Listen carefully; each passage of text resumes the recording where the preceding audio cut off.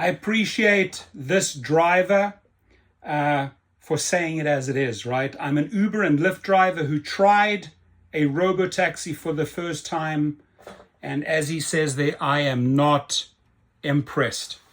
You know, these are the type, and again, thank you Business Insider for running the story. These are the type of stories we need to be able to share with riders. Riders, why are you choosing robots pretty much in the beginning test phases over human beings? Tell me that, right? If you can, below, tell me why you would choose a robot over a human who's trying to feed his family. So let's dive in and see what this gentleman here has to say. Jason Mondolo, a part-time rideshare driver for 11 years, said he avoids taking robotaxis because he doesn't want to support companies that take jobs away from drivers. Amen, brother. Amen. More people need to think like you.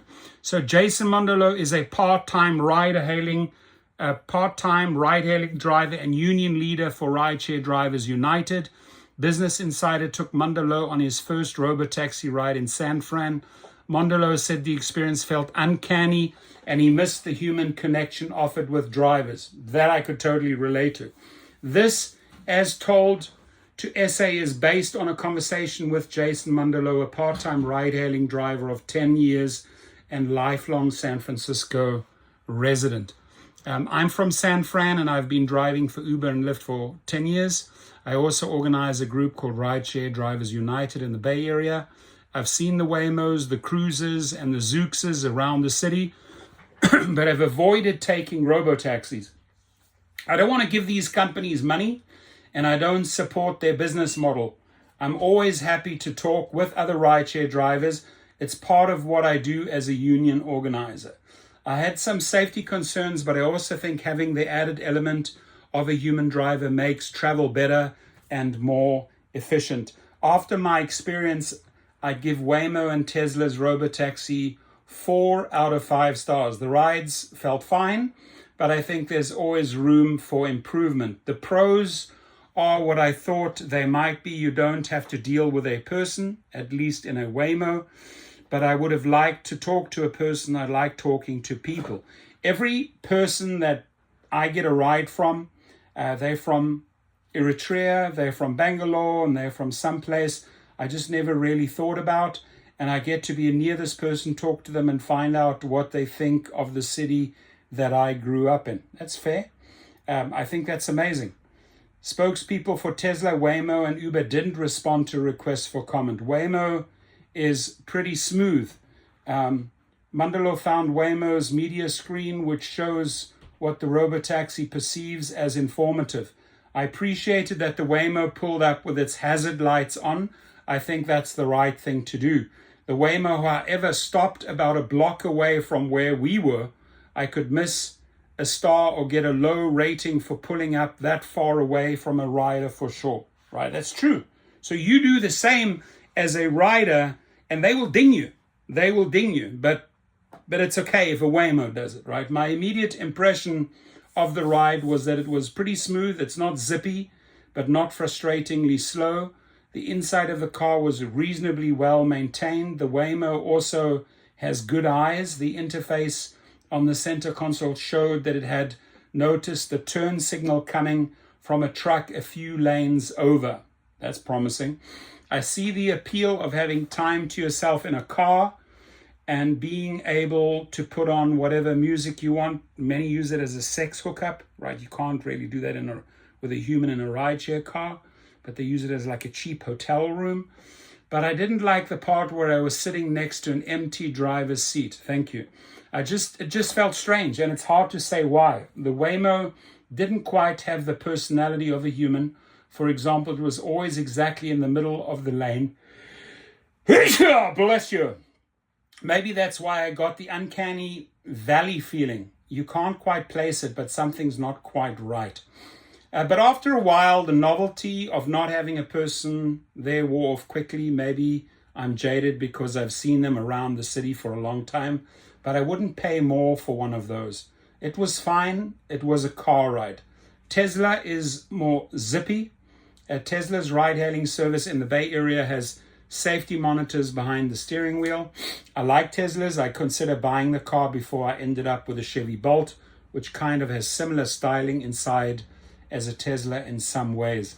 I approved of the route the vehicle took. The navigation and ride felt mostly the same as the Waymo. It felt safe under the conditions we were in.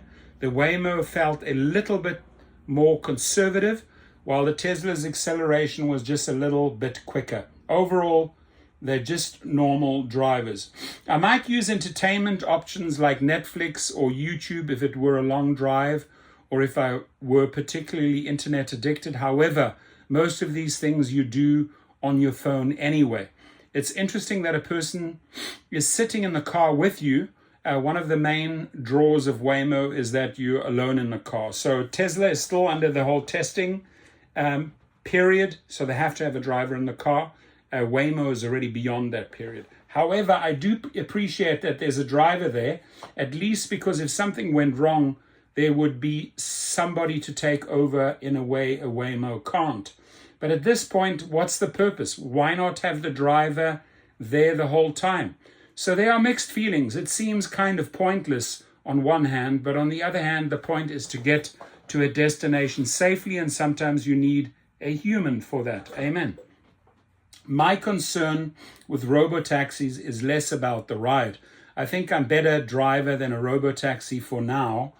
I would have gotten to the destinations quicker and safer with a more efficient route. Very interesting, right?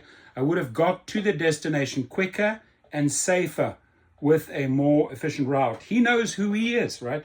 He knows his driving capabilities, and he's comparing it to the Waymo. He's comparing it to the Tesla robotaxi, and he says, I would have gotten to the destinations quicker and safer with a more efficient route. Very, very powerful comment. Waymo and Tesla did as good as a job as they could, given the technology the cars are equipped with, cameras, LiDARs, or maps. Having a person in the car who can pick up all the cues of the environment, like the smells, the sights, the anticipation of where construction will likely be in one part of the city. All these little things that have nothing to do with the simplest form of driving, those are real things, and they really do help you get from one place to another. The robotaxis also don't have personality. The experience was a little sterile. There's a loss of human connection, which is something I would hate to lose. We're already so disconnected from each other that we're able to self-select human experiences that we have with each other. It does not end well if we just continue not to think about other people and not know about other people's very different experiences from our own. However, most of what I think about robotaxis is about its economic impacts. And that doesn't stop at the fact that it's putting a driver out of work, amen, or driving their wages down. That driver who just lost their job, they used to spend in the local economy. I would like people to evaluate what that would mean for San Francisco, that suddenly many people not only lose their jobs, but are not spending money back into the economy. Powerful statement. For the most part, the reason people think that robotaxis are inevitable is because we haven't really fought to create any control over whether we're going to have autonomous vehicles on our roads in any organized way. As a matter of what's happening on our roads that we pay for through our taxes, this should be something that's worked out somewhat democratically in a way that it hasn't been. I don't want to remove these things from the roads entirely unless that's what people want. That's a powerful piece, and I think he said it so well. He said it so well. Think about what he said. Share the video. And again, what he says here, he's an Uber and Lyft driver. He said he could have got to the destination faster, safer, and a more efficient route. Remember, that stuck out to me. And he says, I'm an Uber and Lyft driver who tried a robotaxi for the first time. I'm not impressed. Ladies and gentlemen, please stop taking these Waymos and robotaxis. Support a human. a human that's putting money back into the economy, a human that is feeding his family. Think about it for a second. Thank you, sir, for bringing such a great article. Thank you, Business Insider.